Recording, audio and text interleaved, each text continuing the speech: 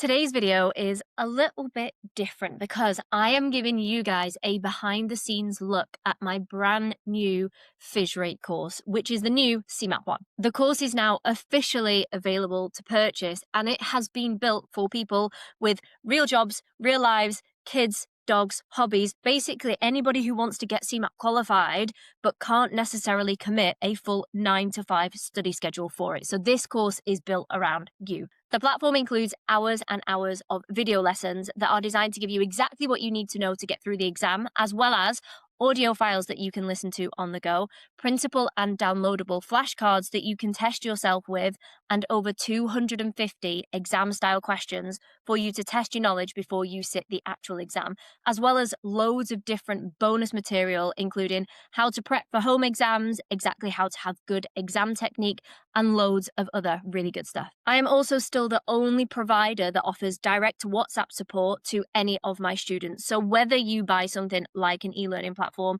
or whether you book on a 6 weeks to CeMAP course, you can always send me a WhatsApp message. And yes, it is me. It's not a robot or somebody else that replies to help you with the bits that you might be struggling with a little bit more. So the video that you're about to watch has been taken from the platform and it is on one of the trickiest topics and most important topics for FSRE, which is something called SMCR, or the Senior Managers and Certification Regime. And this is designed for anybody that's still a little bit on the fence as to whether my e-learning platform might be for them. Check out this video, check if my teaching style works for your learning style, and enjoy. Hi team, welcome back. This one is a big one because in this topic we are going to talk about something called the Senior Managers and Certification Regime.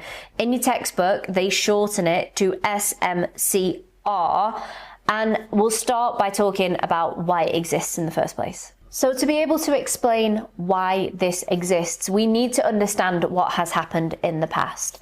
During the financial crisis, one of the biggest problems that regulators had is the fact that actually nobody was held accountable for the many faults within financial services. So they tried to go to key players of those big businesses who just said, well, it wasn't my responsibility to fix that, it was John's responsibility. And that led to them not being able to prosecute people properly or hold anyone accountable. So that's why they introduced something called the Senior Managers Regime. And you might have noticed I've cut off the end bit. So we're just going to talk about the Senior Managers Regime for a second, because actually what the textbook doesn't tell us is that whilst they refer to it as the Senior Manager and Certification Regime, actually they are two completely different things, and understanding the difference is the key to making sure you pass this bit of your exam. So the first thing that we need to understand is which roles count as senior managers, because we have particular senior management functions within any business within financial services. So we have chief executives, executive directors, and guys, please do make sure you're writing these down, chair, compliance oversight, your money laundering reporting officer, any partners, and any chief finance or chief operations officers. They are your senior management functions. Ultimately, they have the highest level of regulatory responsibility to make sure that things are done in compliance with the Financial Conduct Authority's guidance. If things are not done appropriately, those senior managers could potentially go to prison. So the stakes for those guys are really high. Now, when we look at the senior managers regime, what we find is that firms are categorized as how they should appoint their senior managers or how they should direct their senior managers.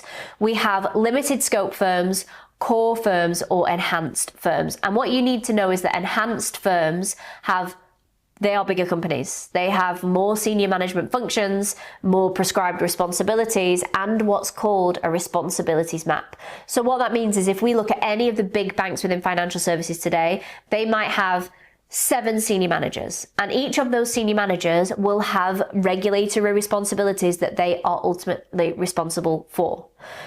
It won't be their job to make sure that those things are being done, as in they will have a training department, they will have a compliance team, they will have people who need to check it's being done, like a QA team, but the regulatory responsibility sits with the senior manager even if they have no day-to-day involvement with that particular regulatory task. And that is because if the FCA ever went in to do a spot check and realised that that particular task wasn't being completed, they will take that senior manager to court, or they will instigate court proceedings, and that senior manager can either be faced with a fine or a prison sentence. So what they wanted is accountability. Now, anybody going into a senior management function has to apply just in the standard way with the firm initially. However, they will also have to get vetted sometimes with the FCA themselves. So they will receive an application pack from the business just like any other candidate. They will be given a statement of responsibilities. They will have to provide their CV, they will have to provide references, and they will have to provide what is called their fitness and proprietary evidence, which means it's a demonstration that they are fit for that particular role. They will then need regulatory references, and these cover the past 6 years from previous regulated employers. That will disclose things like disciplinary proceedings and any other red flags. They will do a criminal records check, and they will do a fit and proper assessment against 3 tests. Honest, integrity, and reputation is the first test. Competence and capability is the second, and financial soundness is the third. So what that means is that the FCA are looking for things like dishonesty or lack of integrity, including things like fraud, market abuse, or misleading statements. They are looking for prior enforcement action consistent with any particular FCA breaches. They are looking for inadequacy in previous roles, or maybe even a lack of experience in the role that they are applying for. And they are looking for financial soundness.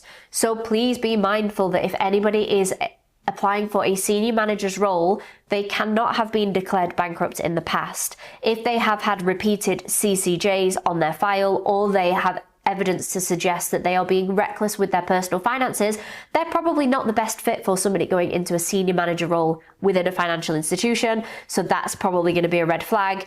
And they're going to be looking for not great references, maybe gaps in employment, or any attempts to kind of cloud judgment or obscure history.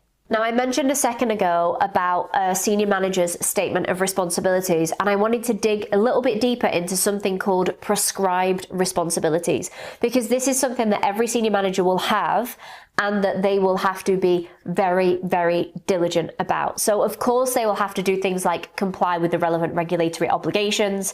They will also have to make sure that staff who are included within the certification regime, which is something I'll come onto in a second, have the right qualifications to do so. So for CeMAP or for mortgage advisors, it would be RQF level 3. For investment advisors, that gets bumped up to what's called RQF level 4. They will have to make sure that they have a financial crime record for the business and for any individuals. They will have to make sure that staff have things like their CAS status, and they will have a responsibility when it comes to whistleblowing arrangements. And finally, with senior managers, all senior managers will have something called a responsibilities map, which shows exactly what falls within their remit. So if one senior manager goes on annual leave or goes off on maternity leave, it is their job to make sure they hand over their responsibilities with the responsibilities map appropriately. If they fail to do so and they are not in the business at the time of a breach that falls underneath their responsibilities map, they would still be liable from a legal perspective. And then we're going to move on to the certification regime. So if we know that the senior managers regime applies to senior managers, the certification regime applies to pretty much everybody else that works within financial services that could potentially cause harm to customers.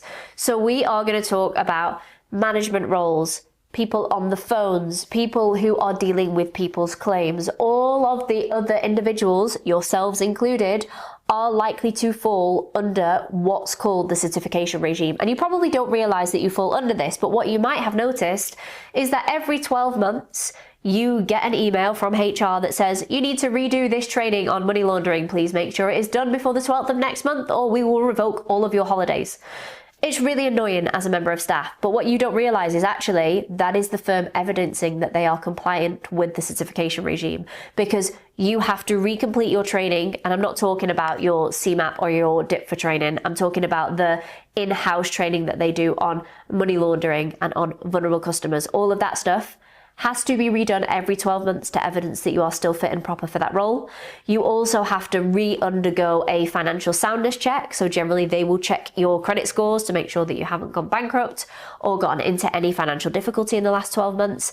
Ultimately, it is all about making sure that you are still the right person for that role, because somebody's life can change quite drastically in a 12-month period of time. So what's key to take away with this is that the senior managers regime applies to senior managers. Pretty much everybody else will fall under the certification regime. The exemption is going to be what we call ancillary staff. So by ancillary staff, I mean the cleaners of the building in the firm that hosts Lloyds Bank, or the canteen staff, or the security staff that deal with parking. They are not going to directly impact customers, so they don't fall under the certification regime, but everybody else does, and they have to recomplete their competency training every 12 months or at least annually. And for anybody who falls under the certification regime, you have to do 35 hours of continued professional development per year to evidence that you are still competent within that role. And that is everything that you need for this topic. Super well done. Make sure you do the audio files and the exam prep questions, and I will catch you for the next one.